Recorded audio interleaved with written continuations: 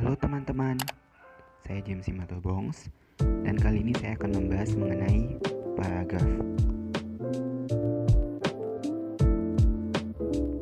Yang pertama, apa itu paragraf?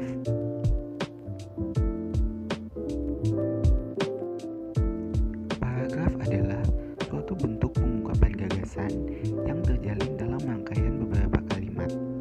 Kalimat-kalimat yang terdapat di dalamnya pun memperlihatkan kesatuan pikiran yang memiliki kaitan dengan suatu topik yang dibahas. Setiap paragraf boleh terdiri dari satu atau lebih kalimat, asalkan kalimat-kalimat tersebut tidak membicarakan topik yang lain, melainkan satu topik masalah yang berkaitan erat.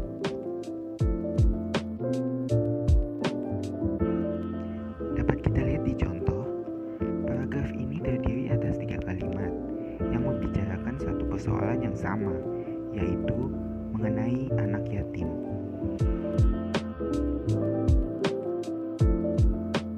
Yang berikutnya yaitu, apa saja fungsi dari paragraf?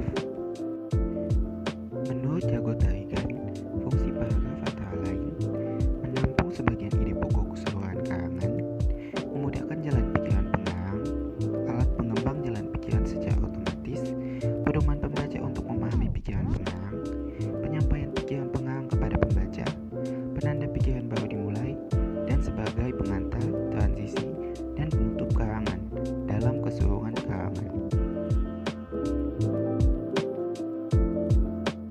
Yang berikutnya yaitu penanda dan struktur paragraf. Untuk penanda paragraf, dapat kita lihat di gambar, yaitu setiap permulaan kalimat menjorok ke dalam, kira-kira 5 ketuk atau 1 tab.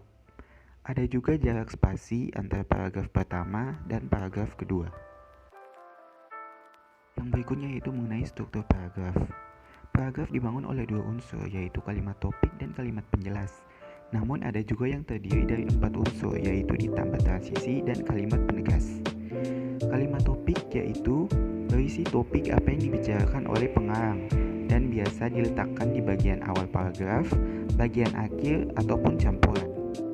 Berikutnya ada kalimat penjelas, yaitu kalimat yang menjelaskan lebih lanjut mengenai topik yang dibahas. Berikutnya ada transisi, yaitu mata rantai penghubung antar kalimat dalam paragraf atau antar paragraf dalam sebuah wacana. Transisi pun dapat berupa kata ataupun kelompok kata. Jenis-jenisnya antara lain transisi kelanjutan, urutan waktu, klimaks, perbandingan, kontras, dan masih banyak lagi. Dan yang terakhir kalimat penegas, yaitu kalimat yang berfungsi sebagai pengulang kalimat topik dan daya tarik bagi pembaca sebagai maksud dari tujuan pengarang.